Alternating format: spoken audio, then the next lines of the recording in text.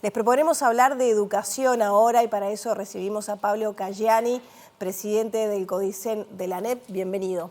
¿Qué tal? Buenas noches, ¿cómo están? ¿Cómo está la audiencia? Un gusto recibirlo. ¿Cómo viene el tema del cobro del bono escolar? Hace algunos días, ya se hablaba de un 96%. ¿Cómo se viene evaluando eso? Sí, el bono tiene dos formas de pago. Una es a través de asignaciones familiares para niñas y niños que cobran asignación familiar. Ese es el 96% que se informó la semana pasada.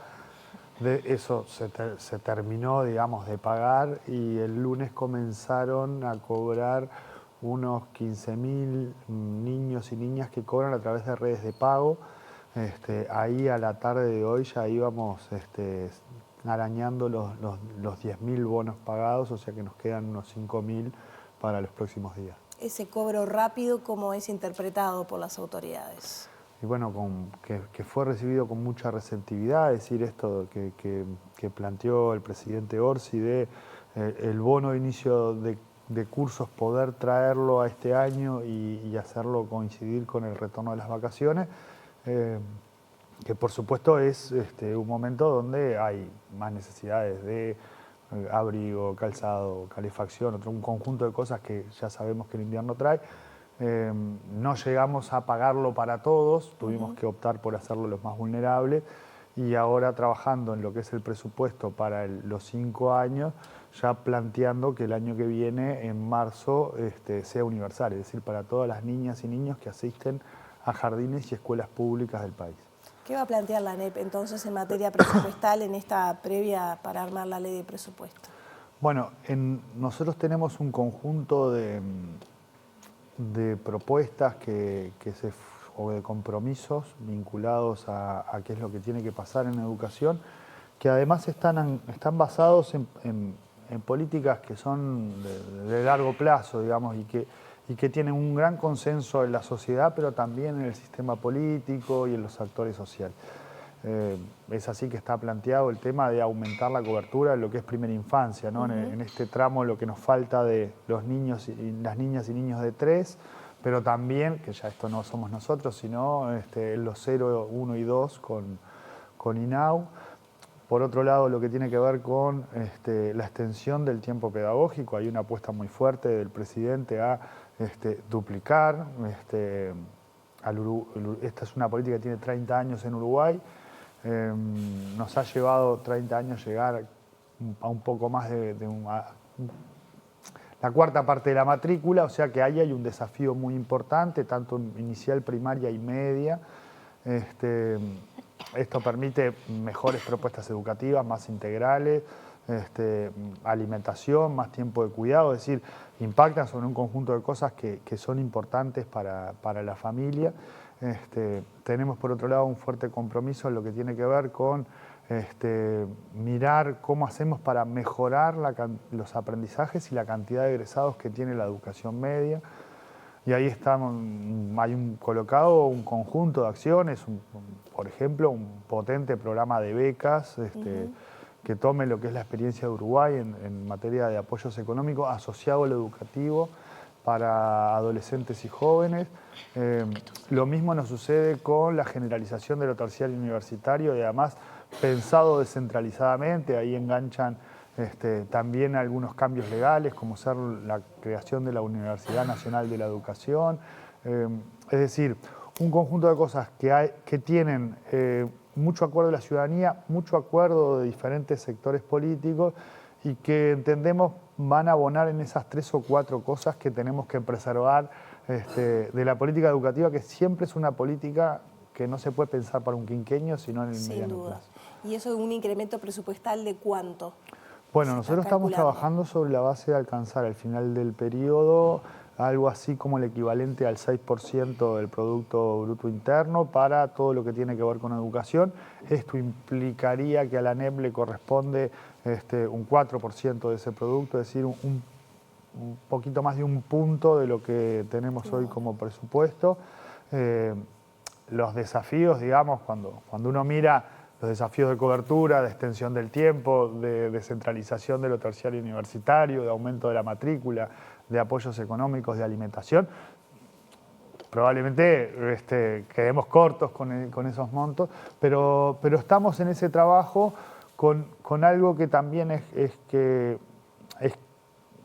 bueno traerlo, que es la Administración Nacional de Educación Pública es un ente autónomo y por tanto como la Universidad de la República o como la UTEC puede presentar un mensaje propio al Parlamento, más allá de que ese mensaje tenga diferencias con el mensaje que envía el Poder Ejecutivo y el Ministerio de Economía y Finanzas,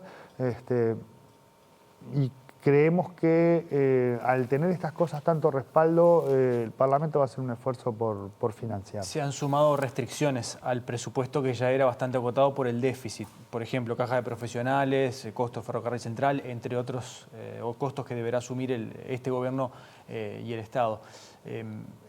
¿Entiende que deberían blindarse o asegurarse el cumplimiento de estos objetivos presupuestales para la educación, para la ANEP? A ver, la caja de ANEP tampoco es que andaba muy bien, ¿no? Es decir, en todos lados hay un conjunto de líos asociados a compromisos o que se gastó de más o que se asignó de menos. Para nosotros es como clave esto de poder pensar que cuando uno discute presupuesto o el Parlamento discute presupuesto, discute cuáles son las prioridades de la política pública.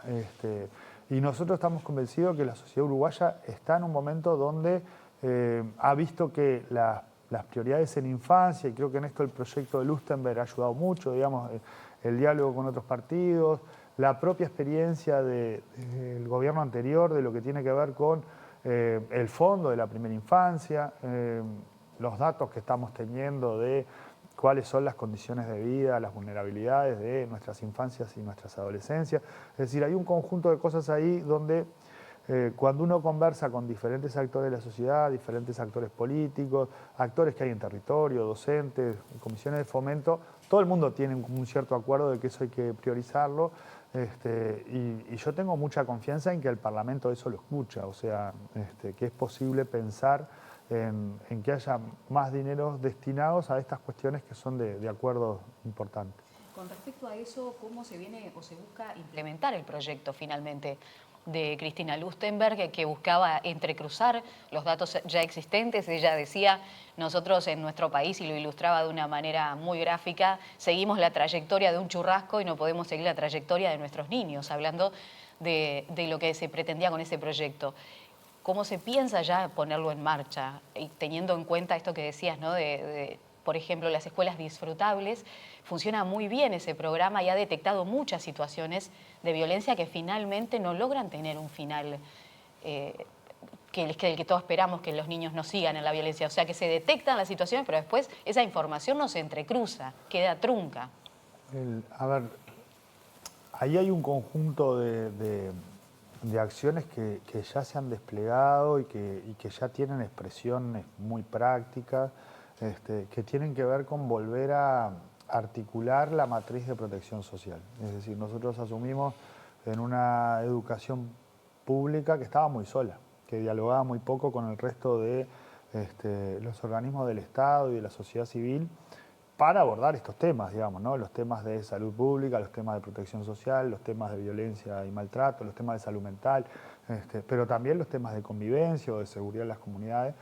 Entonces, hay un conjunto de acciones que ya están dando resultados, desde lo que es la coordinación con el Ministerio del Interior para el funcionamiento del programa Pelota al Medio, para la coordinación entre el comisario y los directores de los centros para los temas de camino seguro a la escuela, pensar los temas de convivencia, un conjunto de cosas que afectan lo educativo porque afectan la vida de los niños, pero además tienen una consecuencia muy concreta a veces con el tema asistencia. Es decir, y en este sentido creo que se ha avanzado mucho y para el presupuesto estamos viendo cómo esto articula mucho. Pasa esto con, seguramente me olvide de alguno, pero pasa con el Ministerio de Salud, con el Ministerio de Desarrollo Social, con el Ministerio de Educación y Cultura, con el Ministerio del Interior, con la Secretaría Nacional de Deportes, con la Secretaría Nacional de Drogas, con ACE, es decir, todo lo que tiene que ver con la vida de las infancias.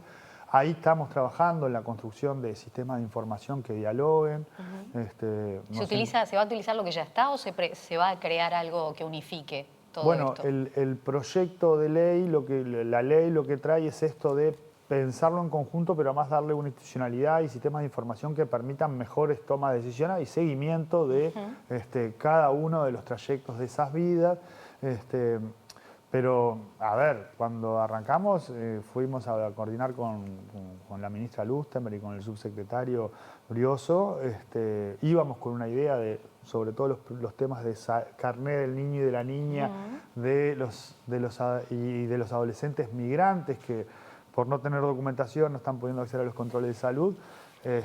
Y nos encontramos con que teníamos en ANEP 200.000 gurises sin carnet al día.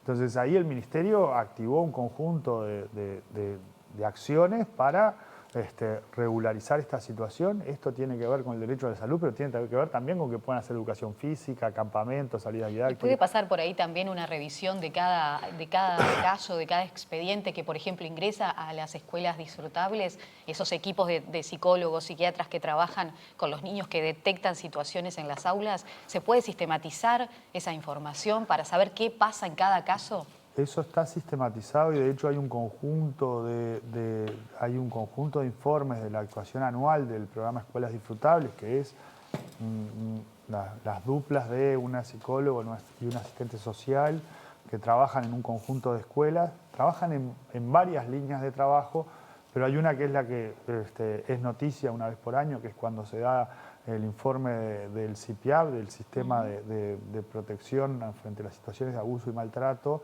a las infancias, donde el sistema educativo es un actor relevante en la escucha y en la canalización de denuncias de las situaciones por las cuales pasan nuestros gurises. Entonces, sí, efectivamente, es parte de lo que se está trabajando en el abordaje presupuestal, también es parte de lo que nos falta reforzar, es decir, más equipos multidisciplinarios que permitan esto de cada uno en su función. El sistema educativo tiene un conjunto de funciones que son educativas, pero que además pueden ser muy buenas en términos de vincular una política pública con el sujeto de esa política, ya sea salud, desarrollo social, salud mental. La ausencia en las aulas, ¿no? Exacto. Cayani, ya nos quedan muy poquitos minutos. Veníamos hablando de todo lo que da soporte a la educación, pero en cuanto a lo académico concretamente, ¿qué primeros cambios a la transformación educativa, que usted ha sido muy crítico con ella, se van a empezar a implementar, supongo que a partir del año que viene? Bueno, nosotros tenemos en términos de los aprendizajes o lo académico un conjunto de acciones que algunas ya están en marcha, digamos. Una es esto de la hoja de ruta para la revisión de lo curricular, pero otra tiene que ver con cuáles son los tipos de apoyo que se ubican a los estudiantes que necesitan o tutorías o acompañamiento, y además en qué momento del año se ubican esos apoyos. Es decir, tenemos evidencia generada por equipos de investigación nacionales que indican que, por ejemplo, tenemos que cambiar el momento del año en que colocamos los apoyos. Muchas veces los apoyos aparecen en el segundo semestre, y hoy tenemos información de que en el primer semestre son mejores para los gurises. O sea, ¿cambiarían los tiempos de evaluación, por ejemplo, para tomar esas decisiones? Los tiempos de los que colocamos tutorías y apoyos personalizados a los niños.